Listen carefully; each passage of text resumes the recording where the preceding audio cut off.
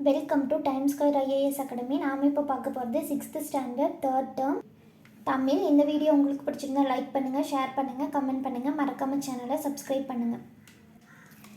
6th standard 3rd term தமிழில் நமக்கு மொத்தம் 3 இயல் இருக்குது. நாம் இப்போ பார்க்க போகிறது ஃபர்ஸ்ட் இயல் நாடு, சமூகம், அரசு, நிர்வாகம். அதில் பாரதம் அன்றைய நாற்றங்கால், தமிழ்நாட்டில் காந்தி.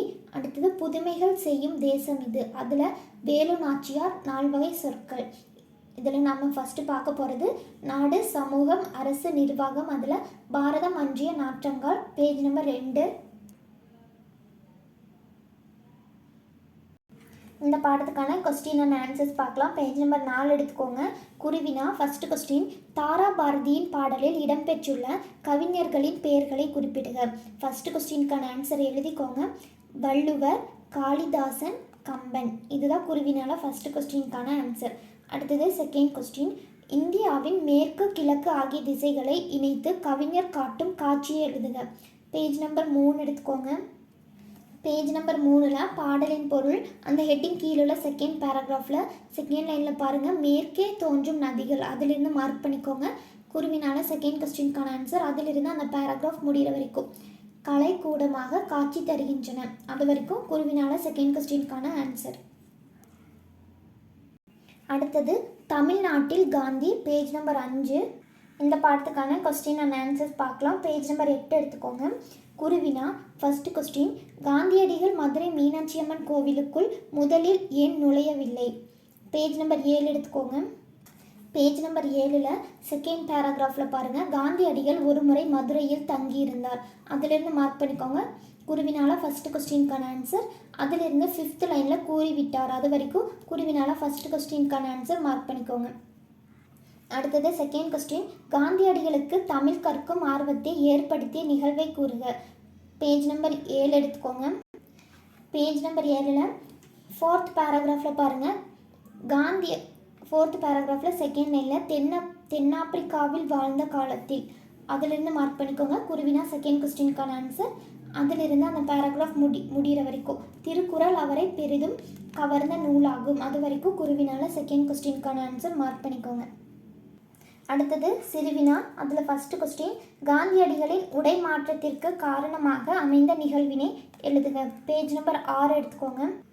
பேஜ் நம்பர் 6ல் 3rd பேராகிராஃபில் பாருங்கள், 1921ஆம் ஆண்டு செப்டம்பர் மாதத்தில். அதிலிருந்து மார்க் பண்ணிக்கோங்க. சிறுவினால ஃபர்ஸ்ட் கொஸ்டினுக்கான ஆன்சர்.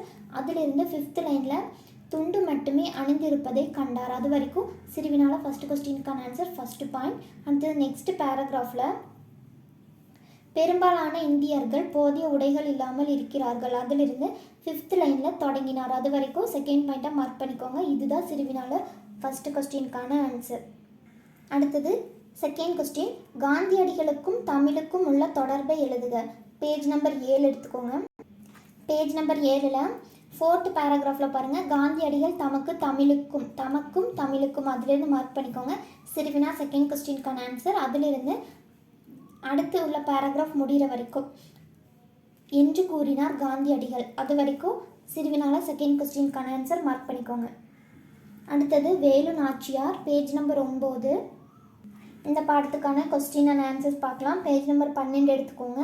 மதிப்பீடு. அதில் ஃபர்ஸ்ட் கொஸ்டின், வேலு நாச்சியார் சிவகங்கையை மீட்ட நிகழ்வை சுருக்கமாக எழுதுக. இந்த கொஸ்டினுக்கான ஆன்சர் ஸ்க்ரீன்ஷாட் எடுத்துக்கோங்க.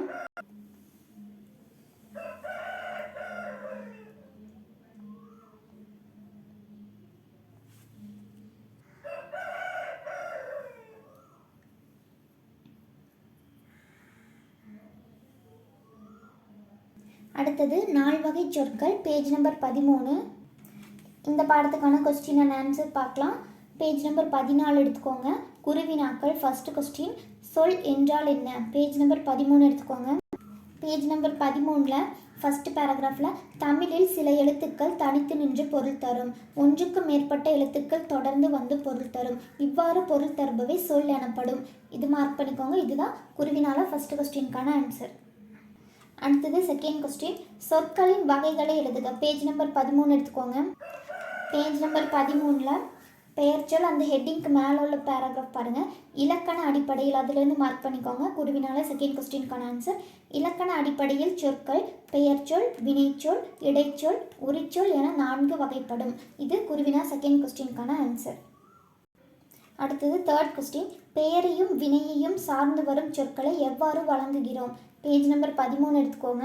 பேஜ் நம்பர் 13ல் இடைச்சொல் அந்த ஹெட்டிங் கீழே பெயர் சொல்லையும் அதுலேருந்து மார்க் பண்ணிக்கோங்க. குருவினா தேர்ட் கொஸ்டினுக்கான ஆன்சர். பெயர் சொல்லையும் வினைச்சொல்லையும் சார்ந்து வரும் சொல் இடைச்சொல் ஆகும். இது தனித்து இயங்காது. அது வரைக்கும் குருவினால தேர்ட் கொஸ்டினுக்கான ஆன்சர் மார்க் பண்ணிக்கோங்க. Thank you friends. இந்த வீடியோ உங்களுக்கு பிடிச்சிருந்தா லைக் பண்ணுங்கள், ஷேர் பண்ணுங்கள், கமெண்ட் பண்ணுங்கள். மறக்காமல் சேனலை சப்ஸ்கிரைப் பண்ணுங்கள்.